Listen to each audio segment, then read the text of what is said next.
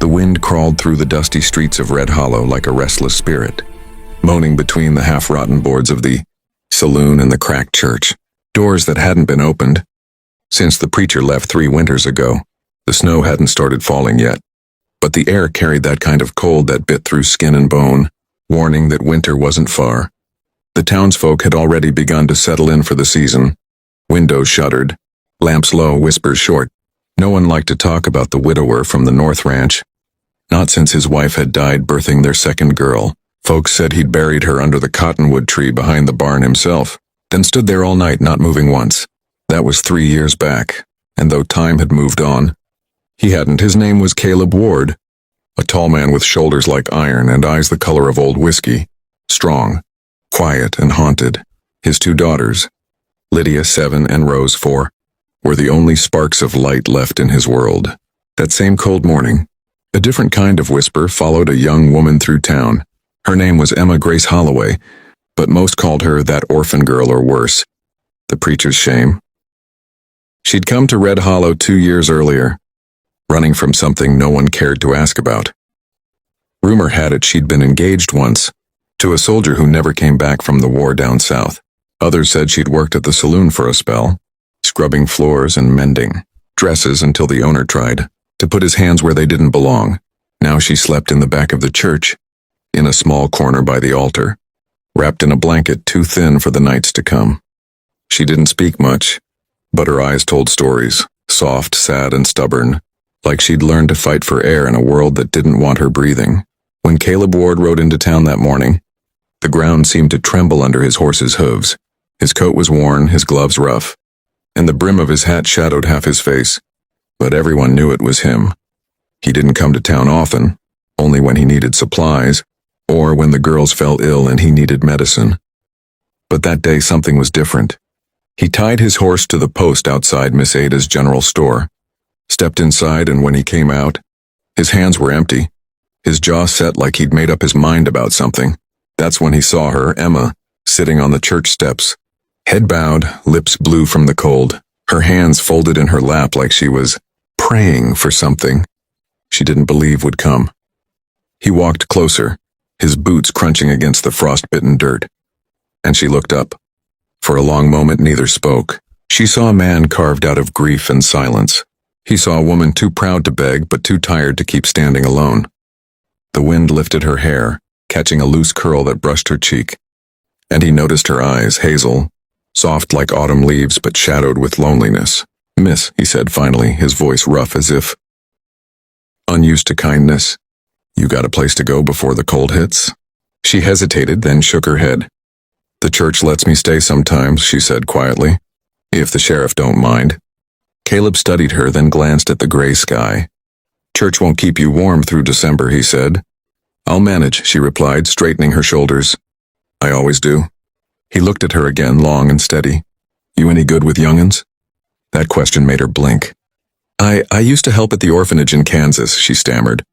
"Before—" She trailed off and he didn't press. Caleb nodded once. "I got 2 little girls. Lydia's 7, Rose's 4.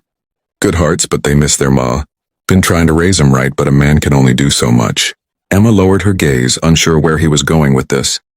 He cleared his throat, the words slow, deliberate, almost like he'd practiced them all the way from his ranch. "I need a mother for my girls," he said. "And you? You look like you need shelter." For a moment time seemed to stop. The sound of the wind faded, the town's noise disappeared, and all that remained was the weight of those words between them. Emma's heart thudded painfully. She stared at him, wondering if she'd misheard. "You're asking me to marry you?" she whispered. "I'm asking for a partnership," he said, his tone steady. "A fair trade. You come live at the ranch, help raise the girls, keep the house in order. In return, you'll have food, warmth, and a name to protect you. My wife's been gone near 3 years. Ain't no one else out there who'll do right by the girls. I ain't looking for love, Miss Holloway. Just peace." She flinched at that last word, peace. It was something she'd prayed for every night. But still, she hesitated. "Why me?" she asked softly. "There's plenty of women in town who'd take your offer." Caleb's eyes darkened. "Those women talk too much," he said. "You don't. You've known pain. You don't run from it. That's the kind of strength my girls need. Emma's throat tightened. She wanted to say no, to stand and walk away before her heart made a fool of her, but the cold bit through her shawl again, and she remembered how it felt to wake each morning in that church corner, her hands numb, her stomach empty. Maybe God hadn't forgotten her after all. Maybe this was his mercy in disguise. I'd need to think about it, she murmured. Caleb nodded once. You got till sundown. I'll be at Miss Ada's loading supplies. He turned, tipped his hat and walked away, leaving her sitting there with her pulse pounding, and the world suddenly feeling heavier and somehow warmer. The hours crawled by. Emma watched the sky shift from pale gray to gold, her heart torn between fear and hope. The townsfolk passed her by with the same old whispers. That Holloway girl again. But this time she didn't bow her head. For the first time she had a choice. By sundown the wind had turned colder. She rose from the church steps, adjusted her shawl, and walked toward the general store. Caleb was there, loading feed sacks into the back of his wagon. He looked up when he heard her footsteps, his face unreadable. I'll do it, she said quietly. He didn't smile, not exactly, but something softened in his eyes. A flicker of relief, maybe gratitude. Then it settled, he said simply. We'll head out at first light. My girls will be glad to meet you. Emma nodded, her breath visible in the evening air. As she turned toward the church to gather her few belongings, Caleb called after her. Miss Holloway? She paused. You won't be cold no more, he said. She looked back, and for the first time in years, her lips trembled into a small, trembling smile. That night, as the lanterns dimmed in Red Hollow, and the wind carried the scent of pine, through the hills, Emma knelt by the altar and whispered a prayer she hadn't dared to say in years. Lord, she murmured, if this is my second chance, help me not to waste it. And somewhere beyond town, in the dark fields of the Ward Ranch, two little girls looked up from their bedtime window, pointing at the moon. Papa's bringing someone home, Lydia whispered. Maybe Mama sent her. The wind rustled through the cottonwood tree where their mother rested, and the branches seemed to answer, soft and sure. Tomorrow everything would change. Later that night, Emma stepped outside. The sky was clear, filled with 1,000 stars spilling over the dark hills. She wrapped her shawl tighter and looked toward the cottonwood tree behind the barn. She didn't have to ask to know that's where his wife rested. A lantern flickered near it, Caleb's doing. He'd left it burning every night, a small light for a memory that refused to fade.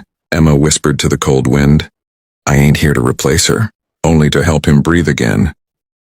And somewhere inside the house, little Rose stirred in her bed, murmuring softly, Mama, the lady smells like hope. The ranch slept under the stars. But something had changed, not loudly, not like thunder, but softly, like a heartbeat learning a new rhythm. The widower cowboy had opened his door to a stranger. The outcast girl had found her shelter, and though neither of them knew it yet, the storm that had taken everything from them had also carried them toward the one thing they'd both lost, home. If this story warms your heart, don't forget to like, share, and subscribe, because even in the coldest winter, there's always a place where love comes quietly, like dawn on a lonely ranch.